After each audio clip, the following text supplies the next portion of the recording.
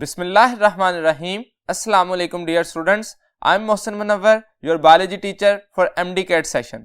आज के इस लेक्चर में हम FLP यानी कि full length paper number 3 discuss करेंगे जिसमें UHS के कंप्लीट कंटेंट्स शामिल हैं। तो टेस्ट की डिस्कशन के लिए चलते हैं बोर्ड की तरफ।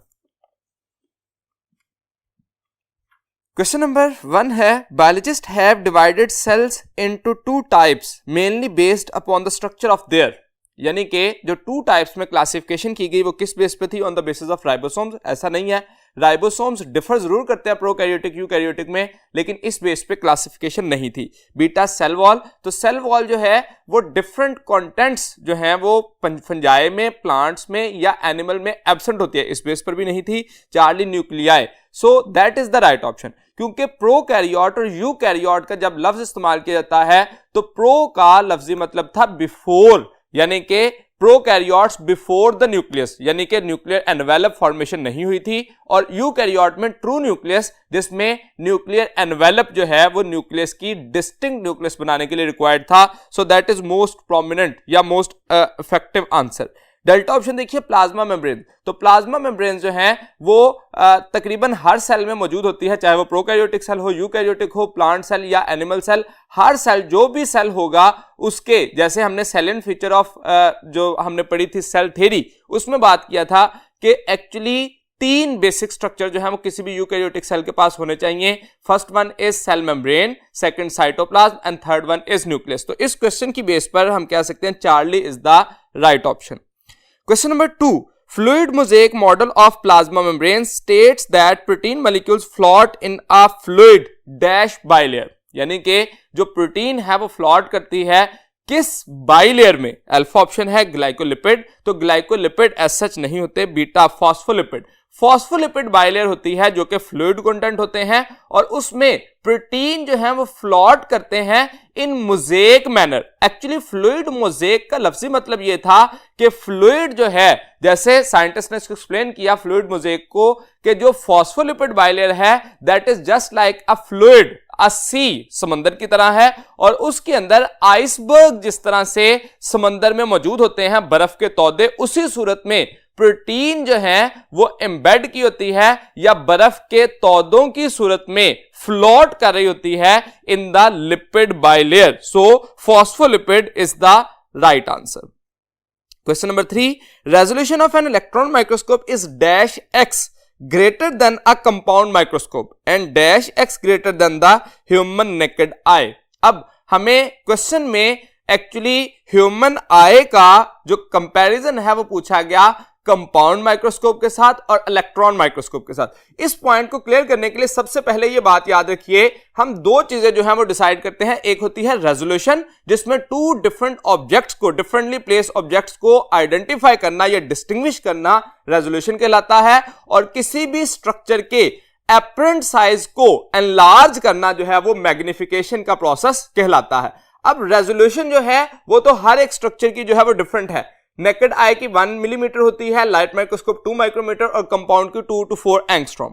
अब अगर हम देखें एक स्ट्रक्चर जिसका साइज 1 मिलीमीटर था, वो स्ट्रक्चर जो है अगर 500 मिलीमीटर तक के साइज के अकॉर्डिंग अपीयर हो सके, या इसको ऑपोजिट कहूं कि 2 माइक्रोमीटर साइज था एक स्ट्रक्चर का और उसको हम इतना मैग्नीफाई करें कि वो 1 मिलीमीटर के इक्वल हो जाए, that can be seen by the light microscope. इसका मतलब ये 500 गुना तक बढ़ा कर सकती है नेकेड आई के मुकाबले में, और 250,000x देन द ह्यूमन आई या नेकेड आई कंपाउंड माइक्रोस्कोप को जो है वो मैग्नीफाई करने की कैपेसिटी रखती है। तो इसका मतलब इन गिवन ऑप्शन में से बीटा जो है वो मोस्ट सुटेबल ऑप्शन है, 500 and 250,000x. Question number 4. Lecithins are composed of alpha glycerol plus fatty acids plus phosphoric acid plus choline, beta glycerol plus fatty acid plus phosphoric acid plus ethanol amine. Charlie में देखिए सारी option same है, last पे serine दिया गया और delta में adenine दिया गया। अब इसको भी जब हम देखते हैं, फॉस्फेटिडाइलकोलिन एक फॉस्फोलिपिड है या उसी को लेसिथिन का नाम दिया जाता है। इसकी फॉर्मेशन देखिए कैसे होती है कि एक ग्लिसरोल के मॉलिक्यूल के साथ कार्बन नंबर 1 पर जो हाइड्रोक्सिल होता है उसमें वाटर के रिमूवल की वजह से जो स्ट्रक्चर जो है वो निकलता है, that is called as a water molecule, और फैटी एसिड इसके साथ अटैच हो गया। दूसरे स्ट्रक्चर का भी इसी तरह से फैटी एसिड जो है वो अटैच हो जाता है, और तीसरे स्ट्रक्चर में फैटी एसिड की बजाय फास्फोरिक एसिड जब अटैच होता है, तो अब जिस वक्त तक ये स्ट्रक्चर सिर्फ बनेगा फास्फोरिक एसिड की अटैचमेंट की वजह से, इसको नाम देता है फास्फोटाइडिक एसिड। और इस फास्फोटाइडिक एसिड के साथ जब नाइट्रोजनस बेस अटैच होती है तो इसके दौरान भी वाटर का मॉलिक्यूल जो है वो रिमूव होता है और ये स्ट्रक्चर बन जाता है फॉस्फेटिडाइल कोलीन। फॉस्फेटिडाइल कोलीन को कॉमनली लेसिथिन भी कहा जाता है, ये एक फॉस्फोलिपिड है। बाकी स्ट्रक्चर देखें तो फॉस्फेटिडाइल एथेनॉल अमीन या फॉस्फेटिडाइल सेरीन, ये तीनों फॉस्फोलिपिड्स हैं, लेकिन लेसिथिन इनमें से सिर्फ अल्फा ऑप्शन है जिसके अंदर कोलीन का मॉलिक्यूल अटैच होता है फास्फोटाइडिक एसिड के साथ, जिस वजह से alpha most suitable option consider किया जाएगा।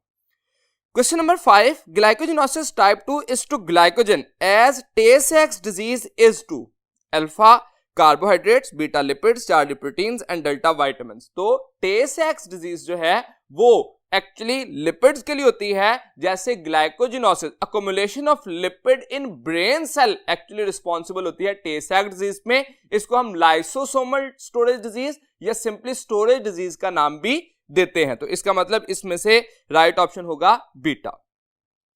Question number 6, number of chromosomes in a diploid cells of frog, potato and fruit fly is respectively. अब हमें 3 ऑर्गेनिज्म के नेम दिए गए, तीनों की तरतीब याद रखेंगे। सबसे पहले फ्रॉग का कहा गया, डिप्लॉयड में फ्रॉग के अंदर डिप्लॉयड सेल में 26 क्रोमोसोम्स होते हैं, ये याद रखिए।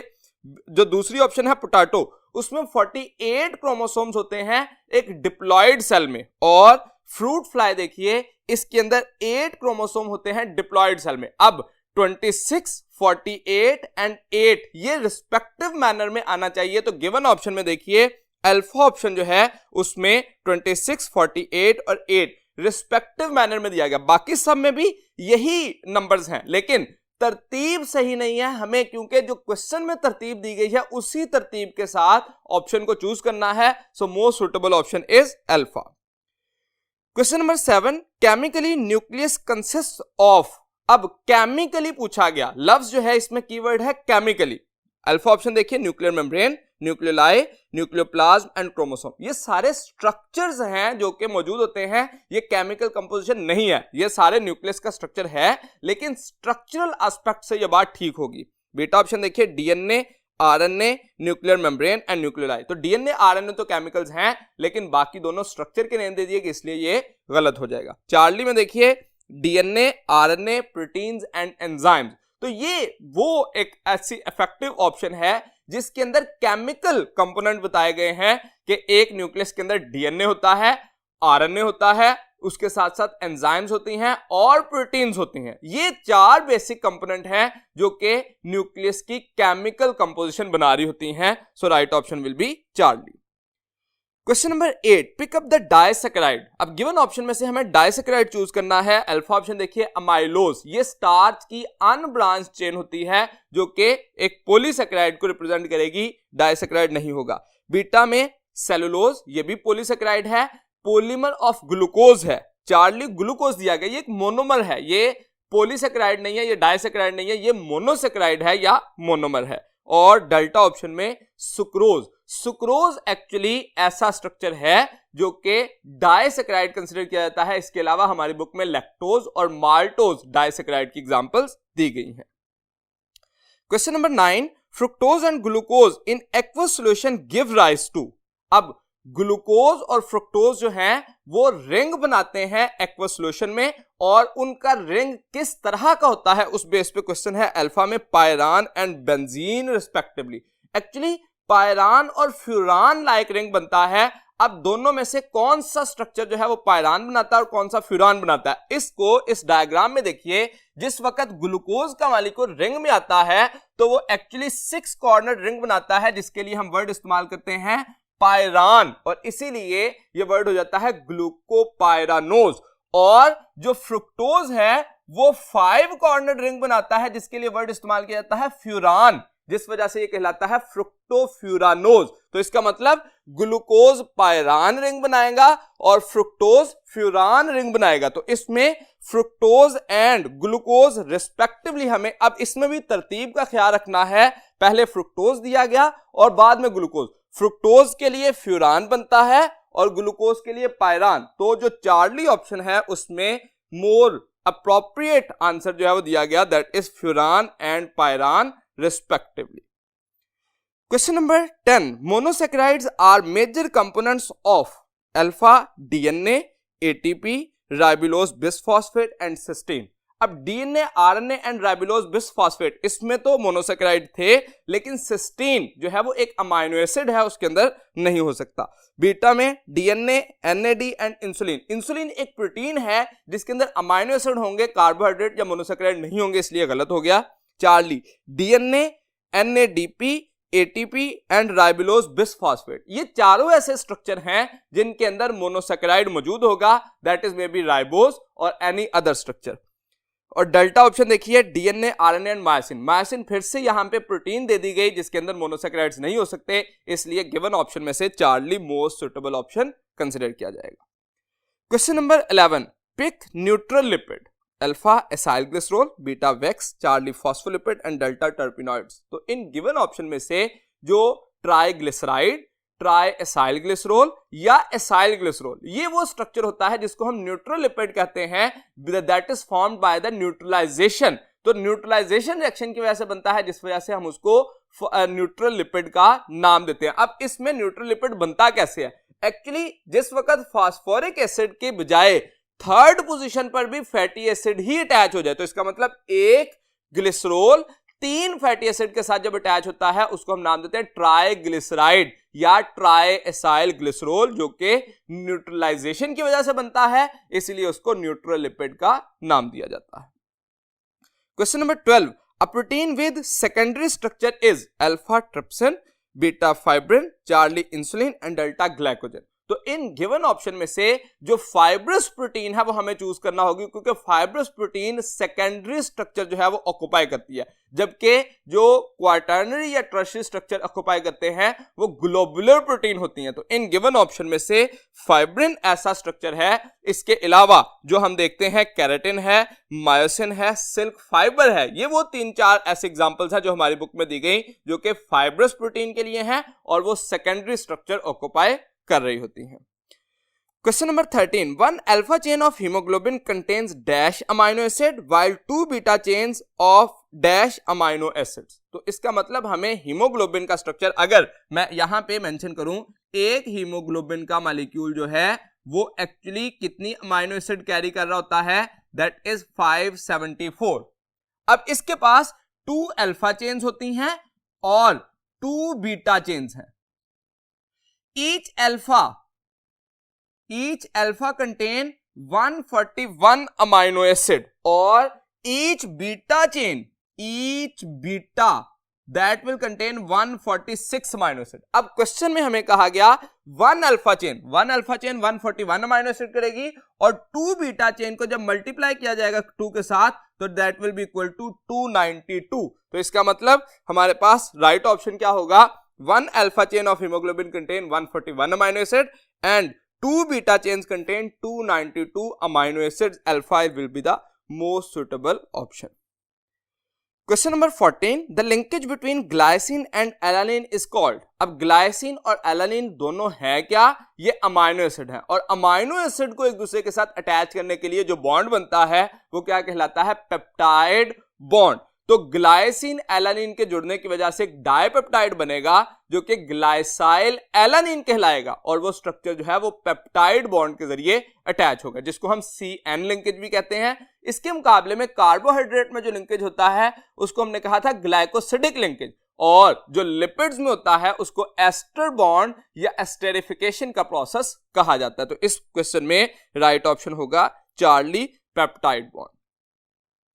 Question number 15, adenine have dash whereas guanine have dash at position 6 respectively।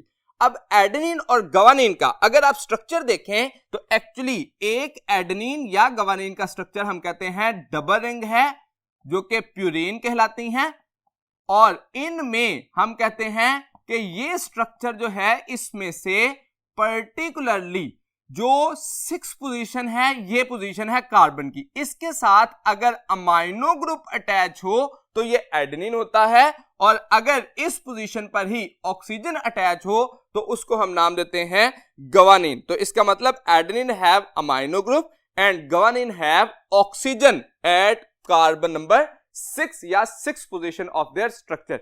इसी बुनियाद पर हमें ये क्वेश्चन दूसरी तरह से पूछा जा सकता है, ये स्ट्रक्चर देकर पूछा जा सकता है कि स्ट्रक्चर ये है क्या। तो हमें सारा स्ट्रक्चर याद करने के बजाय हिंट या कीवर्ड जो याद रखना है वो यही पोजीशन है जिसकी बेस पे मेन डिफरेंस आता है एडेनिन और गवानिन पे। इसके अलावा भी कुछ जगहों पे डबल बॉन्ड में डिफरेंस होता है, लेकिन ये मेन डिफरेंस है जिसकी बुनियाद पर हम स्ट्रक्चर को आसानी से आइडेंटिफाई कर सकते हैं कि ये एडेनिन है या गवानिन है। इसी तरह से हम सिंगल रिंग स्ट्रक्चर जो है जिसमें साइटोसिन, थायमिन और यूरासिल को भी आइडेंटिफाई कर सकते हैं की पॉइंट की बेस पे।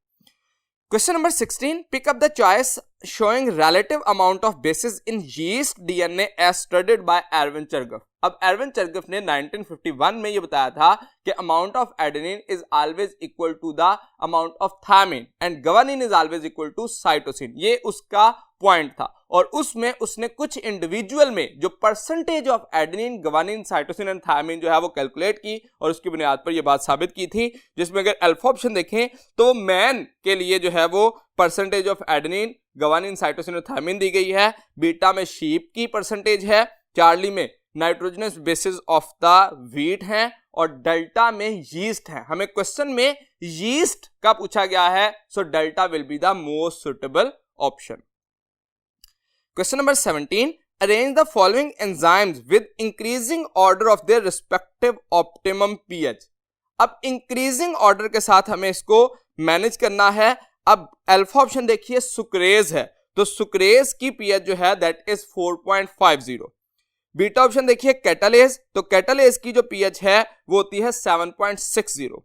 चार्ली जो थर्ड पॉइंट है वो देखिए एंटेरोकाइनेज, तो एंटेरोकाइनेज जो है उसकी होती है 5.50 pH ऑप्टिमम pH, और जो फोर्थ नंबर पे दिया गया दैट इज सलाइवरी अमाइलेज जिसका हम कहते हैं 6.80 है। तो एक्चुअली हमें रिस्पेक्टिव ऑर्डर में इंक्रीजिंग ऑर्डर में कहा गया है, जो 4.50 से 7 जो स्ट्रक्चर है 7.60 तक पहुंचे। तो अल्फा ऑप्शन देखिए जिसमें 1, 3, 2 एंड 4 एंड 2 दिया गया, ये इंक्रीजिंग ऑर्डर में है जिसमें 4.50 से ऑनवर्ड जो है वो स्ट्रक्चर को इंक्रीज किया जा रहा है। So right option will be alpha. Question number 18. Inhibitors which binds tightly and permanently to enzyme and destroy its globular structure and catalytic site is called alpha competitive, beta reversible, charlie non-competitive and delta irreversible. अब question में keyword देखिए क्या है, tightly and permanently bond. जो reversible और irreversible में difference था वो सिर्फ यही डिफरेंस था कि अगर टेम्परेरी बॉन्ड हो और सबस्ट्रेट कंसंट्रेशन को इंक्रीज करने से रिमूव किया जा सके इनहिबिटर को, वो रिवर्सिबल कहलाता है, और अगर वो बाइंड कर जाए परमानेंटली और ग्लोबुलर स्ट्रक्चर को डिस्ट्रॉय कर दे वो कहलाता है irreversible inhibitor. So right option will be delta. Question number 19. Number of calories required to raise the temperature of 1 gram of water by 1 degree centigrade is called alpha heat capacity, beta heat of ionization, charlie heat of sublimation and delta heat of vaporization. तो 1 gram of water को 1 degree centigrade temperature rise करना मतलब 15 degree से 16 degree centigrade तक करना, वो कहलाता है heat capacity of water. That will be the right option will be alpha. Question number 20. As a result of replication, parental DNA would become completely dispersed. बिखर जाए सारे न्यूक्लियोटाइड अगर, and that each strand of all daughter molecules would be a mixture of old and new DNA. This is called as. अब देखिए keyword इसमें क्या था, all the nucleotide will be dispersed. तो डिस्पर्सिव आइडिया ऐसा था जिसके अंदर उसने कहा था सारे न्यूक्लियोटाइड अलग हो जाएंगे और फिर अपने कंप्लीमेंट्री न्यूक्लियोटाइड को लेकर रीअरेंज होंगे, जिसके लिए जिसको जो है वो गलत साबित कर दिया गया और सेमी कंजर्वेटिव मॉडल जो है वो एक्सेप्ट किया गया, जिसमें कहा गया था कि जो पेरेंटल स्ट्रैंड है वो एक दूसरे से अलग होते हैं हेलिकेज की वजह से अनकॉइल होते हैं और एक पेरेंटल स्ट्रैंड के साथ एक कंप्लीमेंट्री डॉटर स्ट्रैंड जो है वो बन जाता है, जिसकी वजह से हाइब्रिड बनता है। तो सेमी कंजर्वेटिव मॉडल राइट था। इसमें हम राइट ऑप्शन कंसीडर करेंगे। डिस्पर्सिव आइडिया था जिसमें all the complete DNA will be dispersed. Question number 21, which of the following features are characteristic of prokaryotic genome. अब गिवन जो पॉइंट्स हैं उनमें से प्रोकैरियोटिक जीनोम के फीचर्स कौन से हैं। 1 नंबर पे दिया गया सर्कुलर डीएनए, तो ये प्रोकैरियोटिक जीनोम की प्रॉपर्टी है। यूकैरियोटिक जीनोम में लीनियर डीएनए होता है। सेकंड पॉइंट देखिए, DNA not associated with histone. तो जो क्रोमोसोम ऑफ प्रोकैरियोट और यूकैरियोट में डिफरेंस है वो यही है कि यूकैरियोट में हिस्टोन प्रोटीन्स होती हैं और प्रोकैरियोट में नहीं होती। और थर्ड पॉइंट देखिए, डीएनए में be transfer to new cell by mitosis. Prokaryote में माइटोसिस नहीं होती, इसलिए थर्ड पॉइंट हम कंसीडर नहीं कर सकते प्रोकैरियोटिक जीनोम के लिए। इसलिए राइट ऑप्शन क्या होगा, 1 और 2, जिसमें सर्कुलर डीएनए है और दूसरे नंबर पे विदाउट हिस्टोन प्रोटीन्स डीएनए का मॉलिक्यूल रैप होता है। So right option will be 4D। Question number 22, assembly and disassembly of spindle structures during mitosis is the function of alpha microfilaments, beta intermediate filaments, charlie microtubules and delta myosin filaments. अब यहां पे function जो है वो दिया गया assembly and disassembly of spindles. तो assembly and disassembly जो स्पिंडल फाइबर्स हैं वो बनती हैं ट्यूबुलिन से, और वो ट्यूबुलिन जो स्ट्रक्चर हैं वो एक्चुअली माइक्रोट्यूब्यूल्स की फॉर्मेशन के लिए रिस्पॉन्सिबल होते हैं, जिस वजह से microtubules assembly and disassembly of spindle fibre करते हैं। इसके अलावा क्रोमोसोम्स की मूवमेंट के लिए भी यही रिस्पॉन्सिबल होते हैं। So right option will be 4D। Question number 23, cotton is pure form of. अब कॉटन प्योर फॉर्म किसकी है, alpha glycogen, beta starch, charlie agar and delta cellulose. ये चारों पॉलीसेकेराइड हैं, पॉलीमर ऑफ ग्लूकोज है, लेकिन कॉटन जो है वो प्योर फॉर्म होती है सेलुलोज की, जो कि पॉलीमर ऑफ ग्लूकोज कंसिडर किया जाता है। Question number 24, dash are monomers and dash are polymer. तो हमें चूज क्या करना है, मोनोमर और पॉलीमर। तो अल्फा ऑप्शन देखिए, प्रोटीन्स अमाइनो एसिड्स। अब प्रोटीन्स पॉलीमर हैं और अमाइनो एसिड जो है वो मोनोमर हैं, उलट लिख दिया गया है पॉलीमर और मोनोमर ही, लेकिन मोनोमर पहले होना चाहिए था, पॉलीमर बाद में, इसलिए ये गलत हो गया।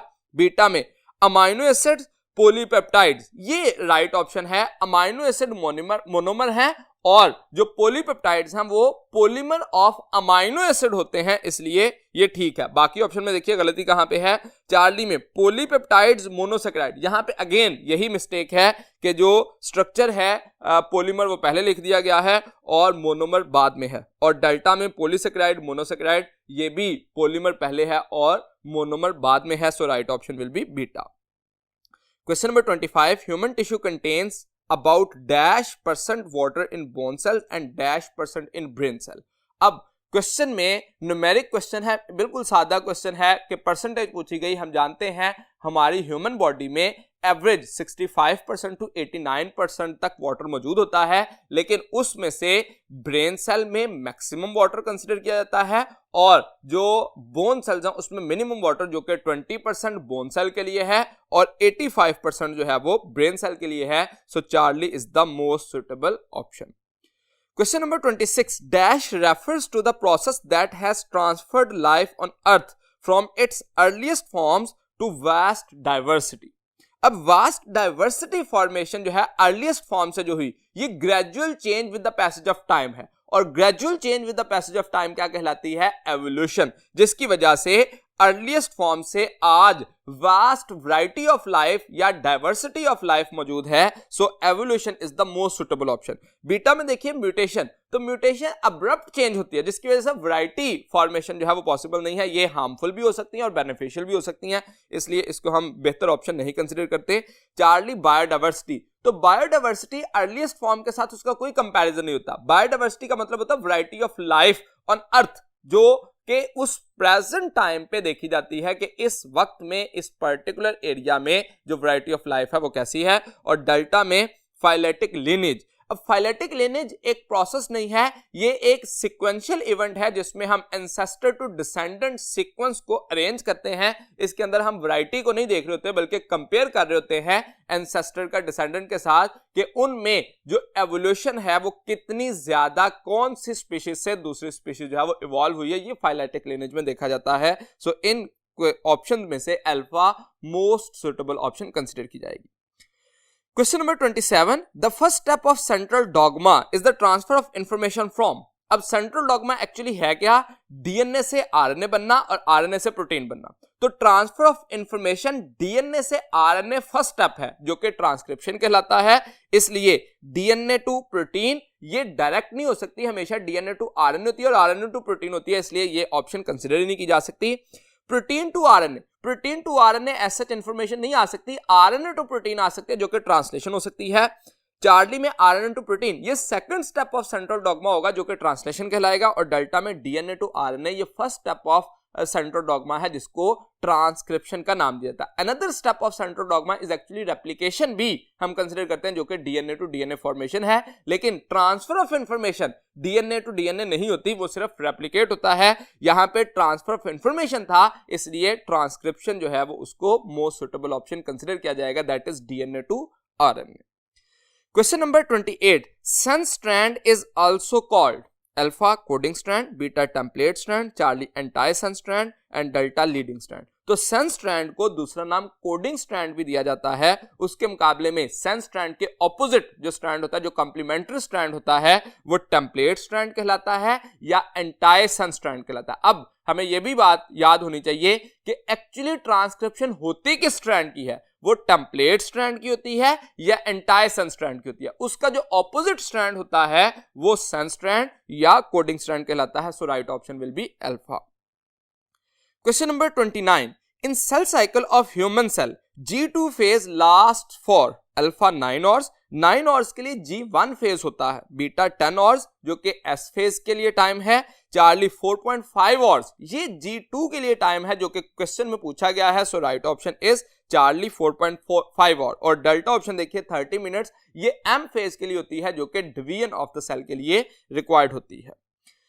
Question number 30, synapses occurs during alpha zygotene, beta leptotene, Charlie pachytene and delta diplotene. अब ये प्रोफेजेस की सब फेजेस कंसीडर की जाती हैं, जिसमें देखिए जाइगोटीन एक्चुअली पेयरिंग के लिए वर्ड इस्तेमाल किया जाता है, जिसमें हम कहते हैं सिनेप्सिस बिगिंस। तो सिनेप्सिस जहां पे होती है उसको हम नाम देते हैं जाइगोटीन, जबकि जो पैकेटीन है उसमें हम कहते हैं सिनेप्सिस कंप्लीट। अब कंप्लीट का वर्ड और बिगिंस का वर्ड जो है वो मेंशन किया गया, तो हम यहां पे कह सकते हैं सिनेप्सिस जो अकर्स जहां से स्टार्ट होती है that will be the zygotene, और जहां पे कंप्लीट होती है, जहां पे खत्म हो जाती है दैट विल बी पैकेटीन। उसके मुकाबले में लेप्टोटीन देखिए तो उसमें सिर्फ क्रोमोसोम जो है वो कंडेंस होना शुरू होते हैं और एक दूसरे के करीब आना शुरू होते हैं, और डिप्लोटीन जो है वो एंड स्टेज होती है जिसमें बाइवेलेंट जो है वो मेटाफेज स्टेज की तरफ जाने के लिए रेडी होते हैं। सो राइट ऑप्शन होगा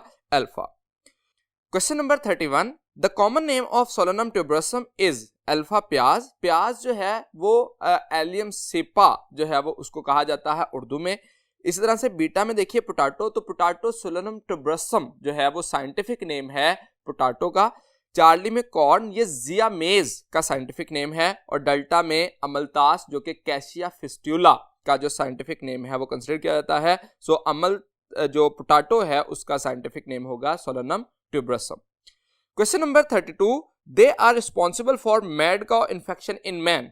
अल्फा ऑप्शन में bacteria, beta virion, charlie viroids and delta prions. तो जो मैड काउ इन्फेक्शन या मिस्टीरियस ब्रेन इन्फेक्शन के लिए रिस्पॉन्सिबल होती हैं, दीज आर एक्चुअली प्रायॉन्स जो कि इन्फेक्शियस प्रोटीन होती हैं, और ये least understood infectious particles consider किए जाते हैं। So right option will be delta.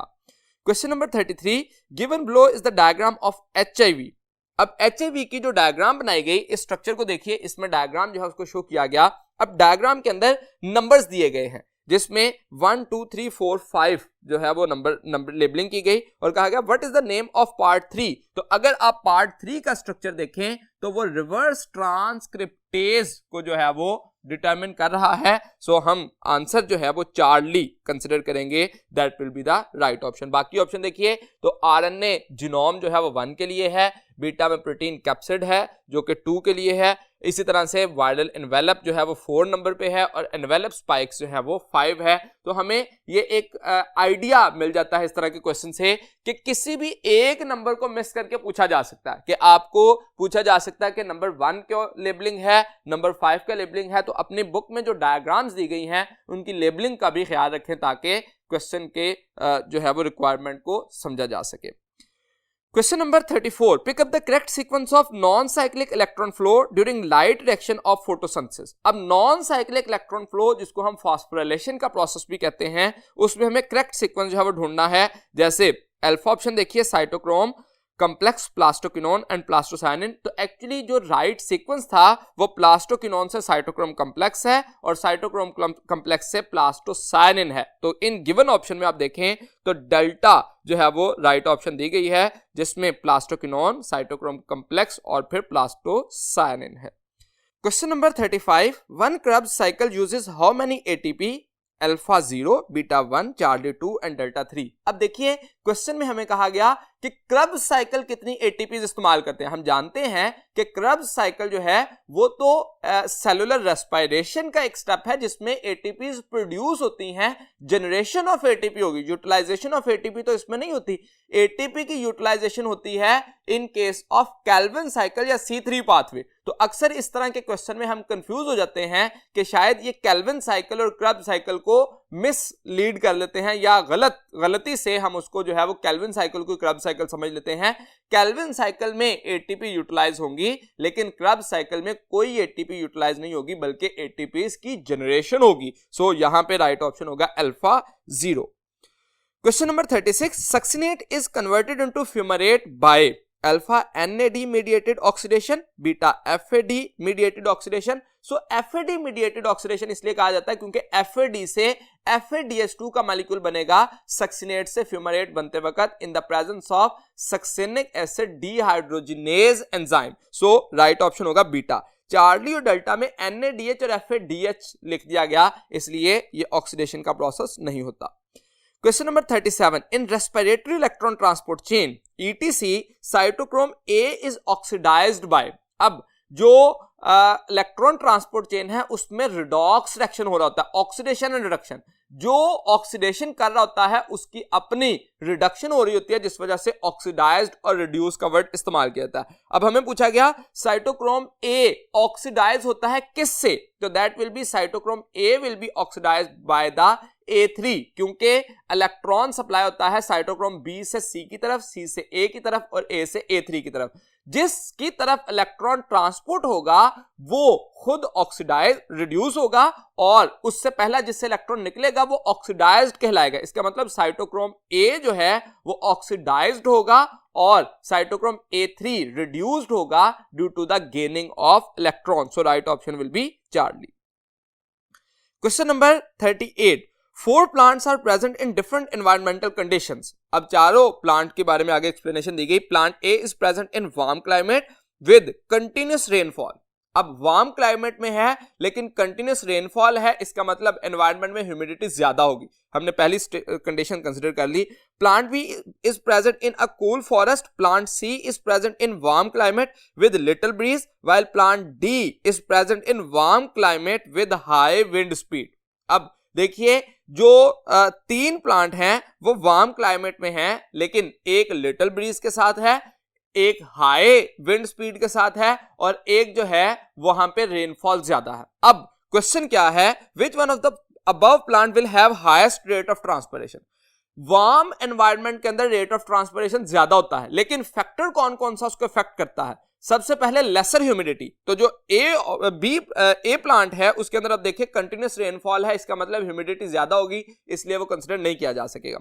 जो चार्ली ऑप्शन है वो भी वार्म क्लाइमेट में है लेकिन लिटिल ब्रीज कम हवा के साथ है। हम जानते हैं कि विंड जो है वो रेट ऑफ ट्रांसपिरेशन को इंक्रीज करती है, तो जब स्पीड ऑफ विंड हाई है तो वो डी प्लांट में है, warm plant with high wind speed. तो ये जो है वो मोस्ट सुटेबल ऑप्शन होगी जिसमें रेट ऑफ ट्रांसपिरेशन मैक्सिमम होगा।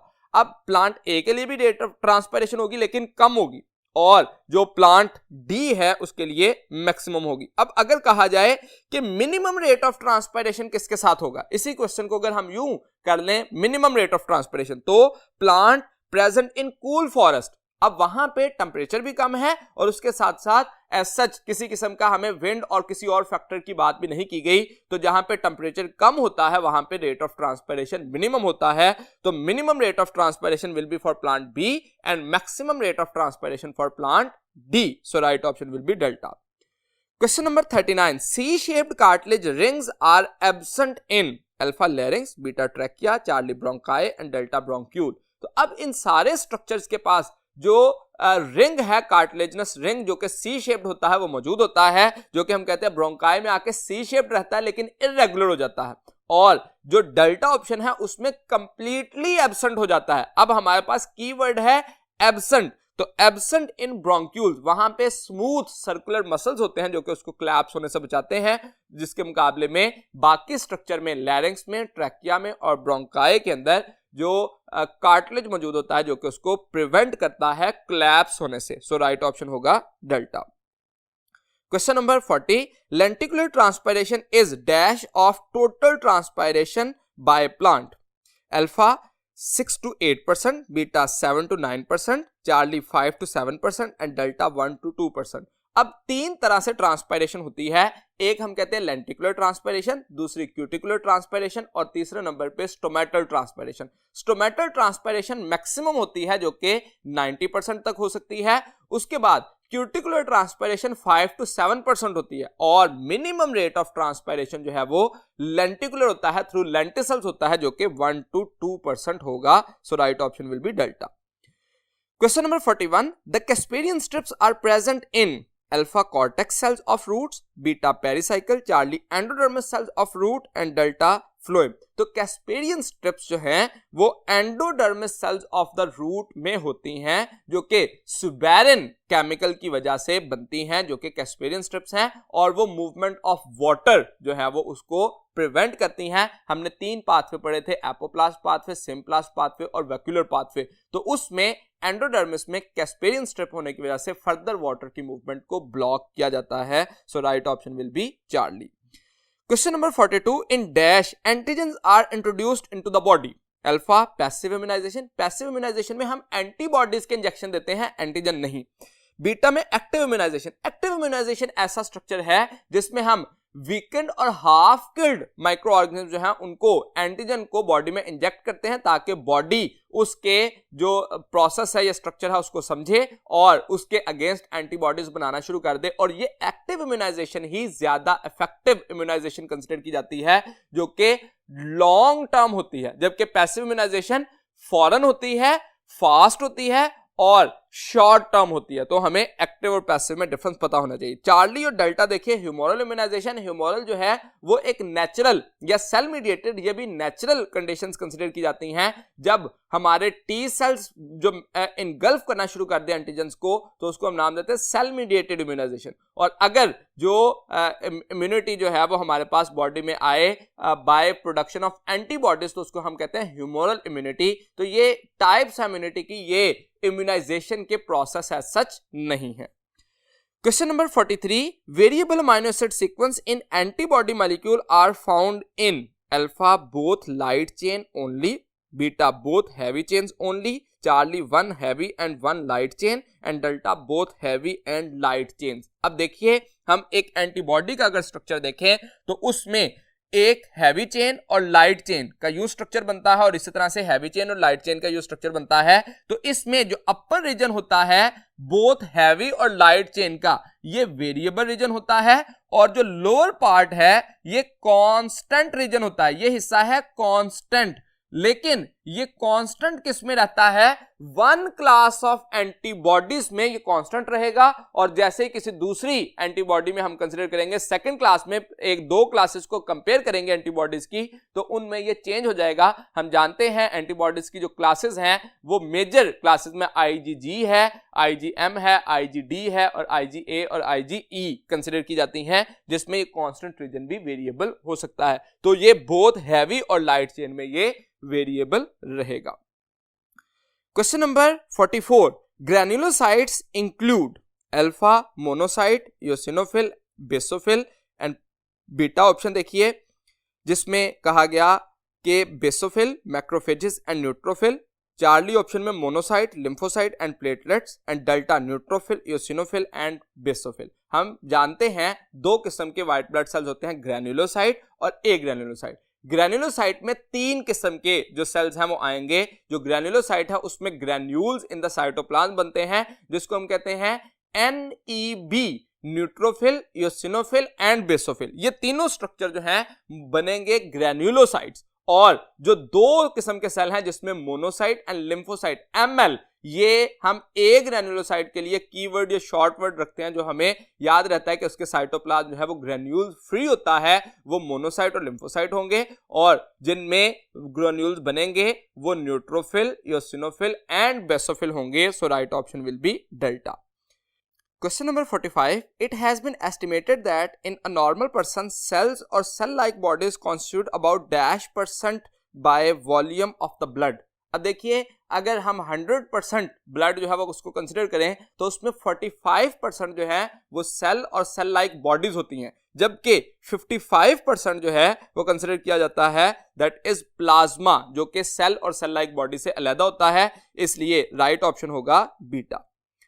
Question number 46. Cancer cells can be distinguished from normal cells because they are alpha less differentiated cells. जी, तो कैंसरस सेल जो है वो लेस डिफरेंशिएटेड सेल्स होते हैं और नॉर्मल सेल जो है वो डिफरेंशिएटेड सेल्स कंसीडर किए जाते हैं। बीटा में मोर डिफरेंशिएटेड सेल, तो मोर डिफरेंशिएटेड नहीं, ये लेस डिफरेंशिएटेड होती हैं। ये राइट ऑप्शन है। चार्ली में देखिए गलती क्या है, अनम्यूटेटेड सेल। तो कैंसर सेल जो है वो म्यूटेटेड सेल्स होते हैं, उसमें 3 to 20 म्यूटेशन जो हैं वो होने की वजह से ही कैंसर सेल बनते हैं, इसलिए ये भी गलत हो गया। And delta slow dividing cell, जो कैंसर सेल्स हैं वो रैपिडली डिवाइडिंग सेल्स होते हैं। इसके अलावा कुछ और प्रॉपर्टीज जिसकी वजह से हम कैंसरस सेल को आइडेंटिफाई कर सकते हैं वो क्या है, high nucleus to cytoplasm ratio. जो कैंसर सेल है उसमें हाई होती है as compare to normal cell. इसके अलावा उनमें प्रोमिनेंट न्यूक्लियाई मौजूद होते हैं और रैपिडली ग्रोइंग सेल जो हैं वो होते हैं कैंसर सेल, जबकि नॉर्मल सेल जो हैं उनके सेल साइकिल को रेगुलेट किया जाता है। Question number 47. Pick up the molecular formula of chlorophyll A. Alpha option देखिए C55, H70, O6, N4, Mg। तो ये स्ट्रक्चर जो है क्लोरोफिल बी का फॉर्मूला था H70O6। जब H72O5 का वर्ड इस्तेमाल किया जाएगा that will be for the chlorophyll A. So beta देखिए C55, H72O5, N4, Mg, ये राइट ऑप्शन है। चार्ली में देखिए कैल्शियम और पोटाशियम दिया गया, कैल्शियम और पोटाशियम नहीं बल्कि magnesium as a central atom आता है, तो बाकी दोनों स्ट्रक्चर जो हैं वो एक्सक्लूड हो जाते हैं। अल्फा और बीटा क्लोरोफिल बी के लिए अल्फा है और क्लोरोफिल ए के लिए जो है वो बीटा ऑप्शन है। Question number 48. Pick up 5 carbon compound alpha citrate, beta alpha ketoglutarate, charlie succinate and delta malate. तो ये क्रब्स साइकिल के अंदर बनने वाले इंटरमीडिएट्स हैं जिसमें सिट्रेट सिट्रिक एसिड 6 कार्बन वाला होता है, अल्फा कीटोग्लूटरेट जो है वो 5 कार्बन वाला होता है और सक्सिनेट, फ्यूमरेट और मैलेट ये 4 कार्बन वाले मॉलिक्यूल होते हैं। तो हमें इन तमाम के नंबर ऑफ कार्बन जो है पता होने चाहिए। इनमें से अल्फा कीटोग्लूटरेट ऐसा स्ट्रक्चर है जिसके पास 5 कार्बन होते हैं। Question number 49. Which one of the following is a contagious disease. Contagious का मतलब थ्रू कॉन्टैक्ट ट्रांसमिट हो सके। अल्फा में कैंसर ये म्यूटेटेड या म्यूटेशन की वजह से होती है या रेडिएशन की वजह से होती है। बीटा में ट्यूबरक्लोसिस, ट्यूबरक्लोसिस क्योंकि एक बैक्टीरियल इंफेक्शन है और हाईली कंटेजियस कंसीडर की जाती है जिसको माइकोबैक्टीरियम ट्यूबरक्लोसिस की वजह से होती है। चार्ली एस्थमा एंड डेल्टा एम्फिसिमा ये दोनों जो हैं वो रेस्पिरेटरी डिसऑर्डर्स हैं जो कि कंटेजियस कंसीडर नहीं किए जाते।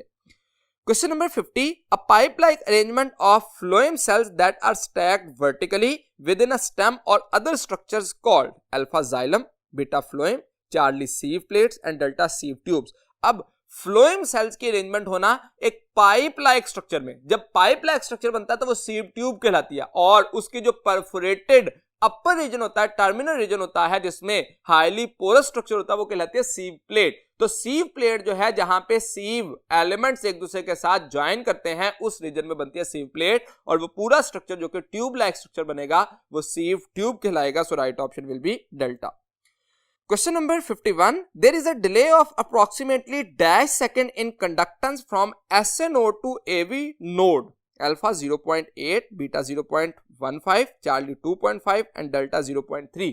तो SA नोड से AV नोड की तरफ कंडक्टेंस के दौरान 0.15 सेकंड का डिले आता है. इस डिले का पर्पस क्या है? ताकि एट्रियम कंप्लीटली कॉन्ट्रैक्ट कर जाए और मैक्सिमम ब्लड जो है वो वेंट्रिकल में चला जाए और उसके बाद एवी नोड की तरफ सिग्नल जाए ताकि वेंट्रिकल की कॉन्ट्रैक्शन की वजह से मैक्सिमम ब्लड जो है वो लंग्स की तरफ और बॉडी की तरफ सप्लाई किया जा सके. So right option is beta. Question number 52. The process through which the bodies maintain its internal environment from the fluctuations of external environment is called as alpha homeostasis. अब internal environment common word दिया गया है जो कि external harmful fluctuation से maintain करता है. ये डेफिनेशन होम्योस्टेसिस की ही है.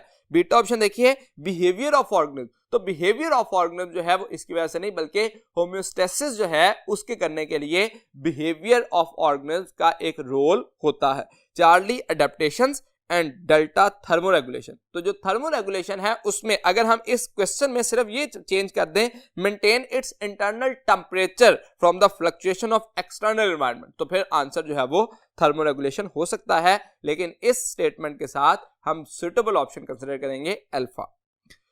Question number 53. Non-shivering thermogenesis involves alpha pyrogens, beta thalamus, Charlie muscles and delta thyroxine. तो थर्मोजेनेसिस जो है प्रोडक्शन ऑफ हीट का प्रोसेस दो तरह से बॉडी में हो सकता है. एक को हम कहते हैं शिवरिंग थर्मोजेनेसिस जिसमें कांपना, मसल्स इन्वॉल्व होंगे, स्केलेटल मसल, और दूसरा नॉन शिवरिंग जो कि थर्मो रेगुलेशन के लिए एक हार्मोनल एक्टिविटी होती है जिसमें थायरॉक्सिन बॉडी के मेटाबॉलिज्म को बढ़ा के तो हीट की प्रोडक्शन जो है वो कर रहा होता है. So right option will be delta. Question number 54. Pick up the group of endothermic animals. तो एनिमल जो है वो तीन तरह के हो सकते हैं, एक्टोथर्मिक, हेट्रोथर्मिक और एंडोथर्मिक. तो इन गिवन ऑप्शन में से डेल्टा जो बर्ड्स हैं और मैमल्स जो कि इन ऑप्शंस में नहीं हैं, ये दो ऐसे इंडिविजुअल्स हैं, एनिमल्स हैं जो कि एंडोथर्मिक होते हैं. बाकी में एम्फीबियन, रिप्टाइल्स और फिशेस जो हैं वो क्या कहलाते हैं? These are called as ectothermic. Question number 55. It is the major portion of RNA in the cell. Alpha ribosomal RNA, beta mRNA, charlie tRNA and delta snRNA. तो मेजर पोर्शन हम जानते हैं जो तीन बेसिक टाइप्स हैं RNA की जो हमारी बुक में मेंशन की गई, उसमें मैसेंजर आरएनए 3 to 4% होता है. इसके अलावा जो ट्रांसफर आरएनए है वो 10 to 20% और जो मैक्सिमम मौजूद होता है या मेजर पोर्शन बनाता है सेल का, that is ribosomal RNA, that is approximately 80%. Question number 56. The I band of sarcomere have a midline called.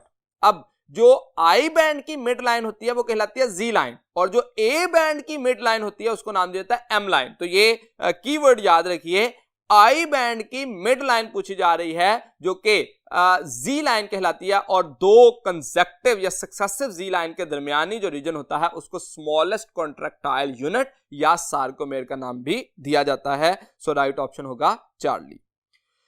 Question number 57. Which one of the following is selective weed killer? Alpha naphthalene acetic acid, beta indole propionic acid, Charlie 2,4-dichlorophenoxyacetic acid and delta gibberellin. तो हमें selective weed killer, अब देखिए ये तीनों alpha, beta और Charlie option जो हैं ये सिंथेटिक ऑक्सिन के नेम है, जिसमें अगर आप देखें नफ्थलीन एसिटिक एसिड जो है वो मेनली पार्थिनोकार्पी को इंड्यूस करता है. इसके साथ साथ इंडोल प्रोपाइनिक एसिड जिसको हम IPA का नाम देते हैं, ये भी फ्रूट सेट और फ्रूट राइपनिंग के प्रोसेस में और पार्थिनोकार्पी के लिए रिस्पॉन्सिबल होता है. इसी तरह से पोलिनेशन के एब्सेंस में जो है वो फर्टिलाइजेशन करना जिसको पार्थिनोकार्पी कहते हैं. और जो चार्ली है ये स्ट्रक्चर 2,4-डाइक्लोरोफिनॉक्सीएसिटिक एसिड जिसको 2,4-D भी कहते हैं, ये स्प्राउटिंग ऑफ पोटैटो के लिए और इसी तरह से उसको इनहिबिट करता है. इसी तरह से प्रीमेच्योर फ्रूट ड्रॉप को इनहिबिट करता है और उसके साथ साथ सिलेक्टिव वीड किलर के तौर पर अक्सर हमारे जो लॉन्स हैं जिसमें हमने ग्रास लगाई होती है उसकी खूबसूरती को डिस्टर्ब कर देती हैं वीड्स, और उन वीड्स को किल करने के लिए जो है, या क्रॉप्स के अंदर भी, गंदम और चावल की क्रॉप्स के अंदर वीड्स ग्रो करना शुरू कर देती हैं जो कि न्यूट्रिएंट्स को वेस्ट करती हैं, उन वीड्स को किल करने के लिए इस जो स्ट्रक्चर को जो कि 2,4-D है उसको स्प्रे किया जाता है. So it is named as selective weed killer. Question number 58. Three components of mechanism of homeostatic regulations are alpha, CNS, PNS and diffuse nervous system, beta, sensory, motor and associative neuron, Charlie, receptor, control center and effectors and delta, cerebrum, cerebellum and pons. तो हमें 3 components of homeostatic regulation choose करने हैं. तो homeostatic mechanism के दौरान 3 जो basic component इस्तेमाल होते हैं उसमें receptor to detect the stimuli, दूसरे नंबर पे कंट्रोल सेंटर जो कि प्रोसेस करता है, और effector which is responsible to produce the effect. तो इसका मतलब जो चार्ली ऑप्शन है, receptor, control centre and effector, that is the homeostatic mechanism of homeostatic के लिए बेसिक कंपोनेंट कंसिडर किए जाएंगे. Question number 59. It is the pathway of passage of impulse during reflex action. Alpha nerve impulse, beta reflex arc, Charlie synapse and delta nerve tract. तो pathway of passage of impulse during reflex. अब अगर pathway of passage during impulse कहा जाए तो ये nerve impulse भी है, लेकिन reflex section के दौरान जो कि एक involuntary action है उसके दरमियान जो passage इस्तेमाल किया जाता है उसको हम नाम देते हैं reflex arc. So beta will be the right option. Question number 60. Which one of the following condition best describes active membrane potential या action potential? अब इसमें डायग्राम्स दी गई, इन डायग्राम्स की डिटेल के लिए चलते हैं बोर्ड के नेक्स्ट पार्ट की तरफ. यहां पे अब देखिए कि हमने जो गिवन ऑप्शंस में डायग्राम्स बनाई गई, इसमें 2 डायग्राम जो हैं वो ज्यादा इंपॉर्टेंट है. अब जो बीटा और चार्ली है एज सच ऐसा नहीं होता. बीटा में इनर साइड और आउटर साइड दोनों पॉजिटिव दे दी गई जो कि पॉसिबल नहीं है इन एनी कंडीशन. इसी तरह से चार्ली में रैंडम पॉजिटिव और नेगेटिव हो रहा है जो कि पॉसिबल नहीं है. या तो न्यूरॉन की इनर साइड पॉजिटिव होगी या नेगेटिव होगी, इसी तरह से आउटर साइड भी या तो कंप्लीट पॉजिटिव होगी या नेगेटिव होगी, ताकि जो एक्शन पोटेंशियल है या एक्टिव मेम्ब्रेन पोटेंशियल है वो अराइज हो सके. अब जिस वक्त रेस्टिंग मेम्ब्रेन पोटेंशियल होता है उस वक्त इनर साइड ऑफ न्यूरॉन जो है वो नेगेटिवली चार्ज होती है और आउटर साइड पॉजिटिवली चार्ज होती है, और इसको मेंटेन रखने के लिए सोडियम पोटाशियम पंप या सोडियम पोटाशियम एटीपीएस पंप जो है वो काम कर रहा होता है. लेकिन जैसे ही एक्शन पोटेंशियल आता है तो उस वक्त sodium potassium gated channels open हो जाते हैं और चार्जेस रिवर्स कर जाते हैं. रेस्टिंग मेम्ब्रेन पोटेंशियल में सोडियम आउटवर्ड मूव कर रहा होता है और potassium inward against the concentration gradient. लेकिन जब एक्शन पोटेंशियल आता है तो sodium potassium gated channel open होते हैं जिसमें पैसिवली सोडियम और पोटाशियम के मॉलिक्यूल जो हैं वो towards the concentration gradient move करते हैं, जिस वजह से इनर साइड रिलेटिवली पॉजिटिव हो जाती है as compare to outer side. So given option में आप देखिए तो डेल्टा में आउटसाइड जो है वो नेगेटिव चार्ज और जो इनर साइड है वो पॉजिटिव चार्ज दी गई है. सो यहां पे एक्शन पोटेंशियल या रेस्टिंग जो एक्टिव मेम्ब्रेन पोटेंशियल है वो हासिल करना आसान होगा. So right option will be delta. Question number 61. Which of the following directly develops into sperm? Alpha primary spermatocyte, primary spermatocyte से सेकेंडरी स्पर्मेटोसाइट बनेगा, फिर उससे स्पर्मेटिड बनेगा, फिर स्पर्म. तो ये डायरेक्टली नहीं बना सकते. बीटा में स्पर्मेटिड्स, स्पर्मेटिड्स की डिफरेंशिएशन से जिसको हम स्पर्मियोजेनेसिस का नाम देते हैं उसके जरिए स्पर्म जो है उसकी फॉर्मेशन हो सकती है. So beta is the right option. बाकी ऑप्शन में देखिए चार्ली स्पर्मेटोगोनिया, तो स्पर्मेटोगोनिया जो है वो मोस्ट इनिशियल स्टेज होती है स्पर्मेटोजेनेसिस की, जिसमें स्पर्मेटोगोनिया की डिफरेंशिएशन से प्राइमरी स्पर्मेटोसाइट और फिर उसकी मियोसिस 1 और 2 से स्पर्मेटिड और स्पर्म बनता है. और डेल्टा में सेकेंडरी स्पर्मेटोसाइट, इसकी मियोसिस 2 से जो है वो कंप्लीट होने की वजह से स्पर्मेटिड बनते हैं. सो डायरेक्टली स्पर्म बनाने के लिए स्पर्मेटिड्स रिक्वायर्ड होते हैं. Beta will be the right option. Question number 62. Which of the following hormone acts on the uterus wall for thickening? Alpha aldosterone, beta follicle stimulating hormone, Charlie oxytocin and delta progesterone. Actually 2 hormone जो हैं वो thickening and vascularization of the uterine wall के लिए responsible होते हैं. जो thickening और वास्कुलराइजेशन को स्टार्ट करता है वो एस्ट्रोजन होता है और जो उसको मेंटेन करता है वो प्रोजेस्टेरॉन है. अब गिवन ऑप्शन में प्रोजेस्टेरॉन दिया गया जो कि हाईली सुटेबल ऑप्शन कंसीडर किया जाएगा. Question number 63. Dash is the inner lining of uterus, alpha perimetrium, beta ectometrium, charlie myometrium and delta endometrium. तो जो यूट्रस की इनर लाइनिंग होती है वो एंडोमीट्रियम कहलाती है, जिसकी थिकनेस और वास्कुलराइजेशन ही एक्चुअली कंसेप्शन और इम्प्लांटेशन ऑफ जाइगोट के लिए रिक्वायर्ड होती है। तो endometrium will be the inner lining of the uterus, जबकि मायोमीट्रियम जो है वो मस्कुलर लाइनिंग होती है और एक्टोमीट्रियम जो है वो आउटर लाइनिंग कंसिडर की जाती है। Delta will be the right option. Question number 64. Self-fertilization of F1 dihybrids following independent assortment of alleles will result in, अब यहां पे F1 डायहाइब्रिड के क्रॉस से F2 डायहाइब्रिड बनेंगे और F2 जो है उसकी रेशो हम जानते हैं that will be equal to 9:3:3:1।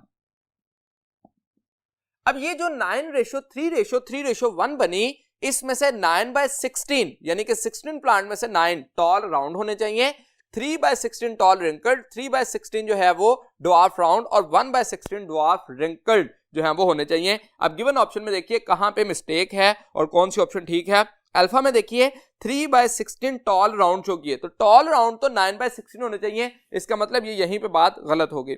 Beta option देखिए 9/16 टॉल रिंकल्ड, तो टॉल राउंड 9/16 होने चाहिए, इसका मतलब ये भी गलत है।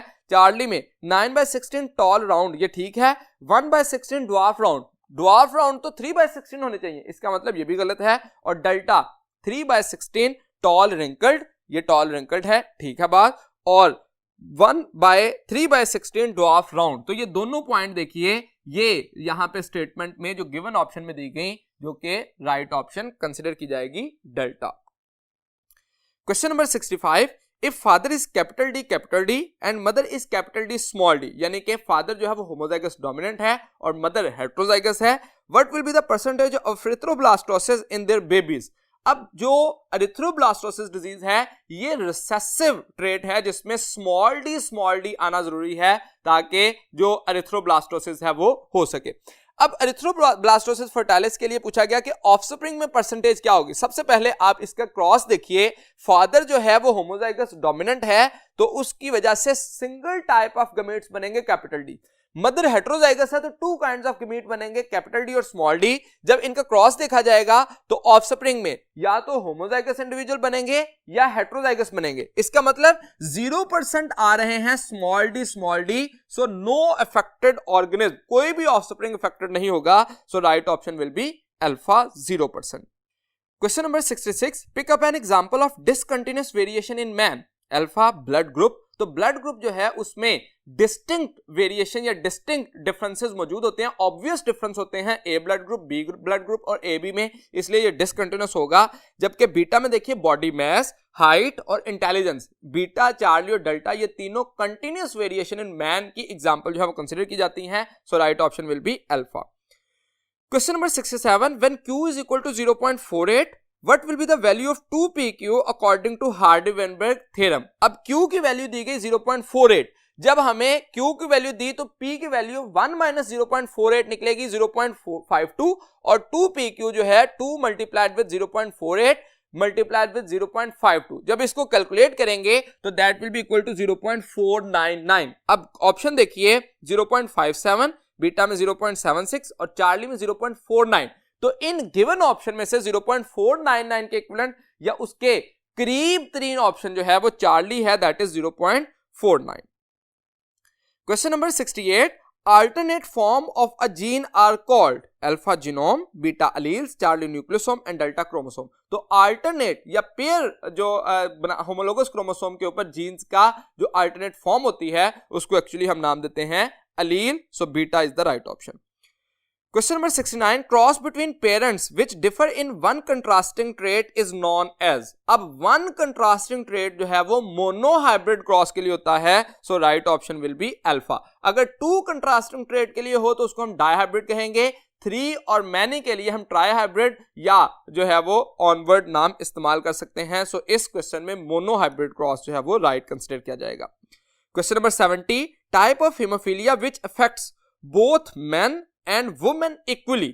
अब men और women को इक्वली कौन सी करेगी? जो ऑटोसोमल डिजीज है, जब एक्स लिंक्ड डिजीज होगी या एक्स लिंक्ड डोमिनेंट और रिसेसिव होगी तो उसमें एक्स लिंक्ड डोमिनेंट के केस में हम कहेंगे फीमेल ज्यादा अफेक्टेड होंगी, एक्स लिंक्ड रिसेसिव के केस में मेल ज्यादा अफेक्टेड होंगे और ऑटोसोमल में 50% अफेक्टेड होने के चांसेस होंगे। अब इन गिवन ऑप्शन में देखिए जो ऑटोसोमल डिसऑर्डर है वो चूज करना हमें haemophilia A, haemophilia B, haemophilia A और बी, ये दोनों जो हैं, ये तीनों ऑप्शन जो हैं वो एक्स लिंक्ड रिसेसिव डिजीज हैं, जबकि हीमोफीलिया सी जो है वो ऑटोसोमल डिजीज है। So right option will be delta.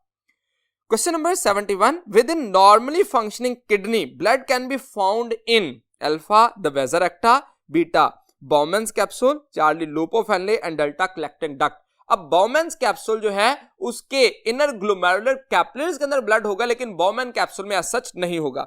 Loop of Henley के गिर्द पेरिट्यूबुलर कैपिलरीज में और कलेक्टिंग डक्ट में भी पेरिट्यूबुलर कैपिलरीज में भी, क्योंकि ब्लड हमेशा कैपिलरीज में होता है। अब इन गिवन ऑप्शन में से वेजर एक्टा जो है these are modified form of capillaries जो कि लूप ऑफ हेनले की बेस पर जक्स्टामेडुलरी नेफ्रॉन में बनती हैं। इसका मतलब the only structure in which blood can be found that is vasa recta, क्योंकि ये कैपिलरीज का नेम है। Question number 72. During skeletal muscle contraction, all of the following changes occur except alpha I band shortens. I band shorten होता है, हमें exceptional case choose करना है इसलिए गलत नहीं है। बीटा H zone disappear, ये भी सही है, हमें गलत चूज करनी है। और A band shortens. A band should remains unaffected. पूरी मसल कंट्रैक्शन के दौरान, सार्कोमेर की कंट्रैक्शन के दौरान ए बैंड ऐसा स्ट्रक्चर होता है जो कि अनअफेक्टेड रहता है, बाकी स्ट्रक्चर में चेंजेस आती हैं। इसका मतलब चार्ली जो है वो राइट ऑप्शन होगा, that is exceptional case. Question number 73. Which one of the following promotes cell division in cambium? Alpha auxin, beta gibberellin, Charlie abscisic acid and delta ethylene.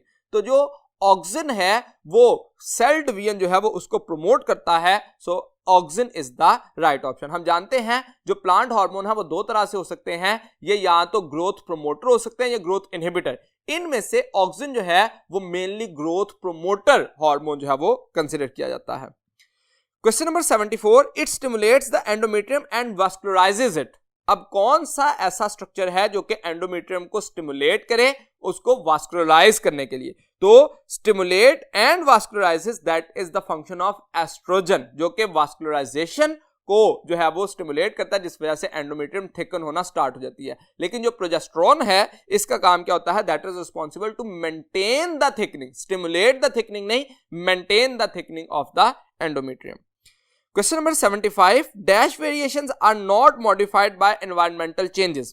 Alpha continuous, beta discontinuous, Charlie spontaneous and delta non-spontaneous. तो जो many genes से influenced हो और environmental influence भी हो वो continuous कहलाती हैं, और जिनमें environmental influence ना हो उसको हम discontinuous variation कहते हैं। So beta will be the right option.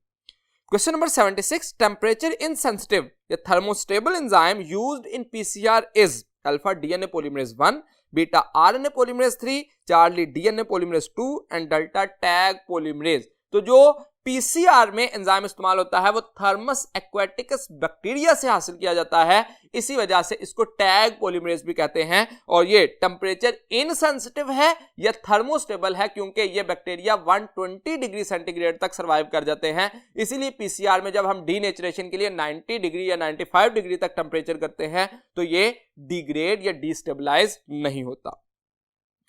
Question number 77. The example of ex vivo gene therapy is gene therapy of alpha cystic fibrosis, beta diabetes, Charlie hemophilia and delta SCID. Severe combined immunodeficiency syndrome जो है वो SCID कहा जाता है। इस disease के case में हम बोन मैरो सेल जो है वो एक्साइज आउट करते हैं, बॉडी से बाहर निकालते हैं। तो जिस जीन थेरेपी के लिए बॉडी से सेल्स को एक्साइज किया जाए, जैसे कि हाइपर कोलेस्ट्रोलेमिया के लिए किया जाता है, ये दोनों एक्स विवो जीन थेरेपी की एग्जांपल कंसीडर की जाती हैं। सो गिवन ऑप्शन में delta is the right option. Question number 78. Phosphodiester bond formation is catalysed by alpha DNA polymerase, beta RNA polymerase, Charlie restriction enzyme and delta DNA ligase. तो phosphodiester bond कौन बनाएगा? जो DNA polymerase है इसकी main activity क्या है? Addition of nucleotides करना। जो कि इन केस ऑफ लैगिंग और लीडिंग स्ट्रैंड होता है। लेकिन जो डीएनए लाइगेज है इसका काम क्या है, that is responsible to bind the Okazaki fragments, और उन ओकाजाकी फ्रेगमेंट्स को एक दूसरे के साथ जोड़ने के लिए फास्फोडाइस्टर बॉन्ड बनना जरूरी है। तो इसका मतलब एक्सक्लूसिव करैक्टर जो कि फास्फोडाइस्टर बॉन्ड फॉर्मेशन है वो किसका है, that is for DNA ligase. इसको ग्लू भी कहते हैं क्योंकि ये बाइंडिंग ऑफ द न्यूक्लियोटाइड के लिए रिस्पॉन्सिबल होता है। Question number 79, which one of the following is correct sequence of PCR. अब पीसीआर के केस में पॉलीमरेज चेन रिएक्शन में हमें करेक्ट सीक्वेंस देखना है। अल्फा ऑप्शन देखिए हीटिंग, कूलिंग। अब हीटिंग के जरिए डीनेचुरेशन की जाती है, कूलिंग की जाती है ताकि प्राइमर अटैच हो सके, एड प्राइमर अनीलिंग का प्रोसेस होता है, और फिर उसके बाद कॉपिंग ऑफ स्ट्रैंड जिसको पॉलीमराइजेशन कहा जाता है। तो ये एक करेक्ट सीक्वेंस लग रहा है। बाकी ऑप्शन में देखिए गलती कहां पे है, बीटा में कूलिंग हीटिंग, हीटिंग पहले होनी चाहिए उसके बाद कूलिंग होती है क्योंकि हीटिंग की वजह से डीनेचुरेशन होनी है, इसलिए ये गलत है।